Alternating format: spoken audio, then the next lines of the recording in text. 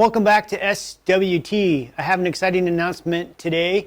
The all-new release of our thermal energy flow meter, the TEM. The TEM comes with two PT1000 RTDs that mount externally to the pipe, as well as an external clamp-on ultrasonic flow meter.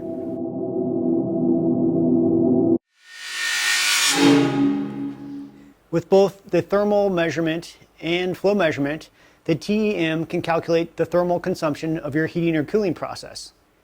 The TEM is also an all-in-one unit, meaning you have one controller which manages the display, the setup, and receives the RTDs and flow sensors, which makes it a really simple and easy solution for your energy metering applications.